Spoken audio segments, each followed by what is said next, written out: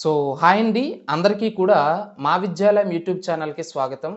అయితే మనం యొక్క ఇండియన్ పాలిటీ రివిజన్ సెషన్స్లో భాగంగా మనం మాట్లాడుకోబోయేటటువంటి ప్రధానమైనటువంటి టాపిక్ ఏమిటంటే కాన్స్టిట్యూషనల్ అమెండ్మెంట్స్ అండి, రాజ్యాంగ సవరణలు అని చెప్పేసి చెప్తా ఉంటాం.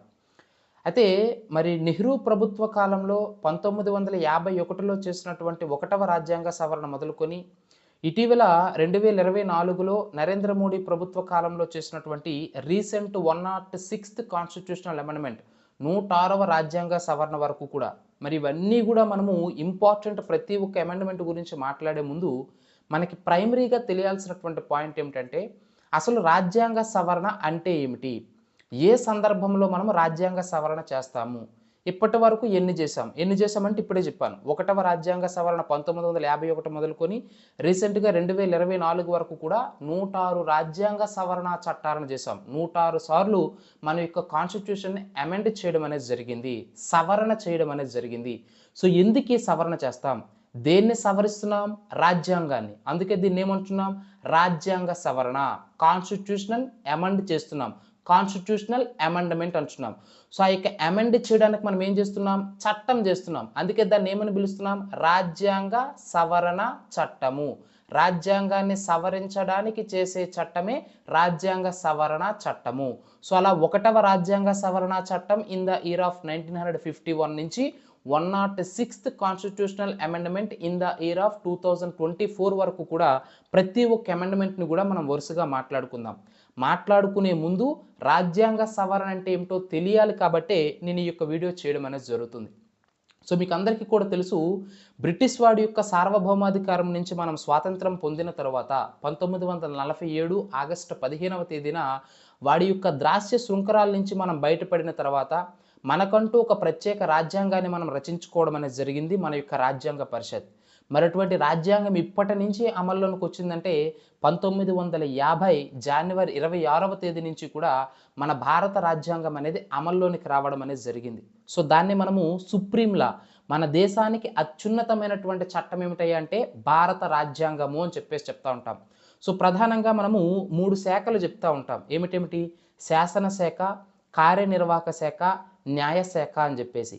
శాసనశాఖ అంటే శాసనాలను చేస్తుంది, కార్యనిర్వాహక శాఖ అంటే శాసనశాఖ చేసినటువంటి శాసనాలను అమలు చేస్తుంది, న్యాయశాఖ అంటే శాసనశాఖ చేసేటటువంటి శాసనాలు వాటిని అమలు పరిచే సందర్భంలో కార్యనిర్వాహక చేసేటటువంటి విధులు ఇవన్నీ కూడా రాజ్యాంగానికి అనుగుణంగా ఉన్నాయా లేదా అని చూసి తీర్పులు చెప్పేది న్యాయశాఖ అని చెప్పేసి చెప్తా ఉన్నాం.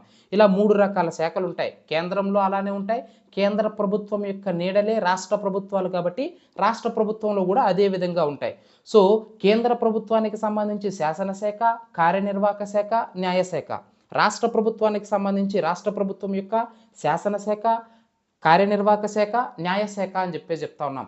అయితే ఈ శాఖలన్నీ కూడా దేనికి లోబడి పనిచేయాలంటే రాజ్యాంగానికి లోబడి పనిచేయాలి అని చెప్పేసి చెప్తా ఉన్నాం. సో ప్రభుత్వం చేసే చట్టాలైనా, దాన్ని అమలు పరిచే సందర్భంలో అయినా, ఈవెన్ ప్రభుత్వం చేసేటటువంటి చట్టాలు, దట్ ఈస్ నథింగ్ బట్ శాసనశాఖ చేసే శాసనాలు, దాన్ని అమలు చేసేటటువంటి కార్యనిర్వాహక శాఖ రాజ్యాంగానికి లోబడి పనిచేస్తుందా లేదా అని చూసేటటువంటి న్యాయశాఖ కూడా అది ఇచ్చేటటువంటి తీర్పులు అనేది రాజ్యాంగానికి లోబడి ఇవ్వాలి అని చెప్పేసి చెప్తా ఉన్నాం.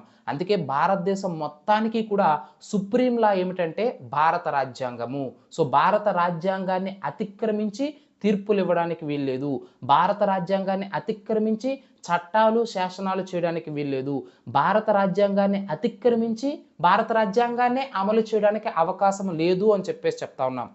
మరి మీకు అందరికీ కూడా తెలుసు, దేశ కాలమాన పరిస్థితులు మారేటప్పుడు ఆబ్వియస్లీ ప్రభుత్వం పరిపాలనని మార్చాలి, ఆ పరిపాలన మార్చే క్రమంలో రాజ్యాంగాన్ని కూడా మార్చాల్సి వస్తుంది.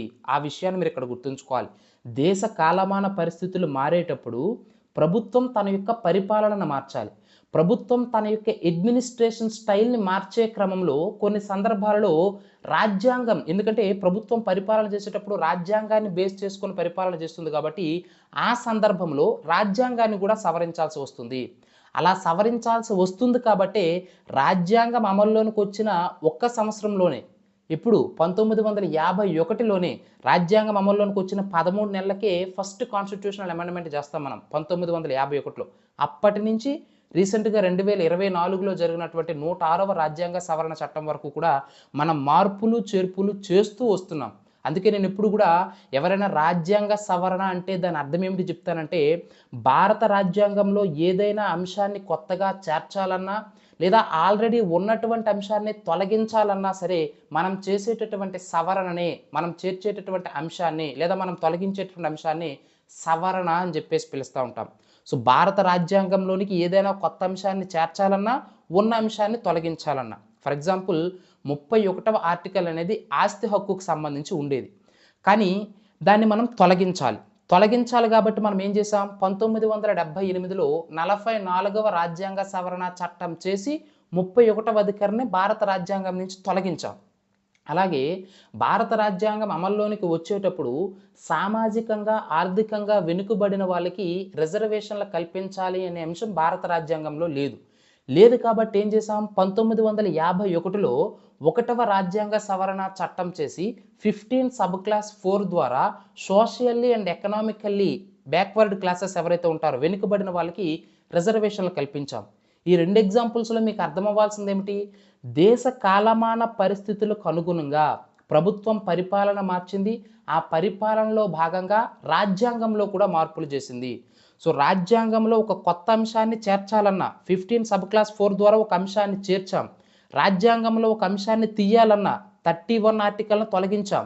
ఏ రాజ్యాంగ సవరణ ద్వారా, 1978 44th కాన్స్టిట్యూషనల్ అమెండ్మెంట్ ద్వారా 15 సబ్ క్లాస్ 4 అనే ఆర్టికల్ని చేర్చాం. దేని ద్వారా, 1వ రాజ్యాంగ సవరణ చట్టం 1951 ద్వారా.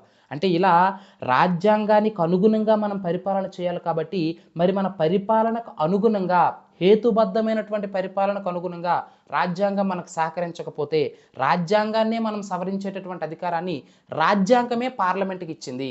అకార్డింగ్ టు ది ఆర్టికల్ 368 368వ అధికరణ ద్వారా భారత రాజ్యాంగాన్ని సవరించేటటువంటి అధికారము భారత రాజ్యాంగమే ఎవరికి ఇచ్చిందంటే పార్లమెంట్కి ఇచ్చింది. సో కాబట్టి పార్లమెంట్ అనేది 368వ అధికారాన్ని బేస్ చేసుకొని భారత రాజ్యాంగాన్ని సవరించవచ్చును.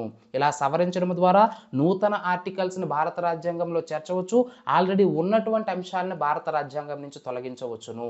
సో ఇప్పటి వరకు కూడా 1వ రాజ్యాంగ సవరణ మొదలుకొని 106వ రాజ్యాంగ సవరణ వరకు కూడా మనం ఈ మార్పులు చేర్పులు చేశామంటే అది ఏ అధికరణ ద్వారా చేర్చాము అంటే, ఏ అధికరణ ద్వారా తొలగించాము అంటే 368వ అధికరణ ద్వారా అనే విషయాన్ని మీరు ఇక్కడ గుర్తుంచుకోవాలి. రాజ్యాంగాన్ని సవరించేటటువంటి ఏకైక అధికారం భారత రాజ్యాంగమే ఎవరికి కల్పించిందంటే వన్ అండ్ ఓన్లీ పార్లమెంట్కి. ఏ ఆర్టికల్ ద్వారా అంటే 368వ ఆర్టికల్ ద్వారా అనే విషయాన్ని మీరు ఇక్కడ ప్రధానంగా గుర్తుంచుకోవాలి.